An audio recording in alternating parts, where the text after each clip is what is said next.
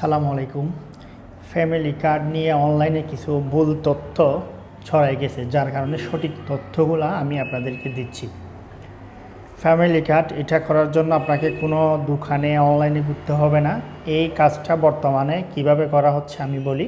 প্রথমত, বাংলাদেশের যে সকল জেলা উপজেলাগুলোতে ফ্যামিলি কার্ড চালু করতেছে, সেক্ষেত্রে প্রত্যেকটা উপজেলায় বা ওয়ার্ড ভিত্তিক এগুলা সংগ্রহ করার জন্য যারা সিটি কর্পোরেশন আছেন, সেখানে সিটি কর্পোরেশন থেকে কিছু লোক দেওয়া হয়েছে, যারা বাড়ি বাড়ি গিয়ে আপনার ডাটাগুলো সংগ্রহ করতেছে। এবং সেখানে কি কি জিনিস লাগতেছে সেটা হচ্ছে যে, একটা ফ্যামিলি যাদের মধ্যে কয়েকজন সদস্য আছে, যেমন একটা ঘরের মধ্যে যারা বিবাহিত পুরুষ, তারা প্রত্যেকটা আলাদা আলাদা করে ফ্যামিলি, আজ না হয় কাল হবে। সেজন্য বিশেষ করে এটা মহিলাদের নামে এই ফ্যামিলি কার্ডটা দেওয়া হচ্ছে। সেখানে ওই মহিলার এনআইডি কার্ডের আন্ডারে তার হাজব্যান্ড এবং তার ছেলে মেয়ে যারা থাকে সবার আইডি কার্ড সহ যুক্ত করে এটা সংগ্রহ করতেছে। এটার জন্য আপনাকে কোথাও দৌড়াদৌড়ি করার দরকার হবে না।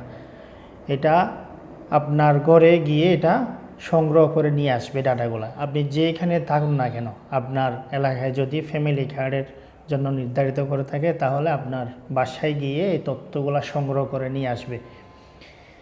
এরপরও আপনি যদি একটু সচেতন হয়ে থাকেন, আপনি আপনার ইউনিয়নে বা পৌরসভা হলে সেক্ষেত্রে পৌরসভা অফিসে একটু যোগাযোগ রাখতে পারেন, যাতে কেউ ভুল করে আপনার ফ্যামিলি কার্ড থেকে বাদ দিতে না পারে। সেজন্য একটু খবরাখবরও রাখতে পারেন। এমনিতে আমাদের যে এলাকায় এখানে ফ্যামিলি কার্ডের জন্য সব ডাটাগুলো সংগ্রহ করে নিছে। সিটি কর্পোরেশন থেকে নির্ধারিত লোকেরা এসে এই সব ডাটাগুলো সংগ্রহ করে নিছে। এই ডাটাগুলোর মধ্যে যে জিনিসটা লাগতেছে, যে ব্যক্তির নামে ফ্যামিলি কার্ড হবে, তার আইডি কার্ড এবং ছবি। এরপর হচ্ছে তার পাশাপাশি ওই ফ্যামিলির সদস্যদের আইডি কার্ড সহ সংগ্রহ করে নিচ্ছে। তো এটা হচ্ছে ফ্যামিলি কার্ডের সঠিক তথ্য। আর যারা অনলাইনে আবেদন নিয়ে যে ভিডিওগুলো দেওয়া হচ্ছে, এগুলা ম্যাক্সিমামই হচ্ছে, সবগুলাই হচ্ছে বোয়া।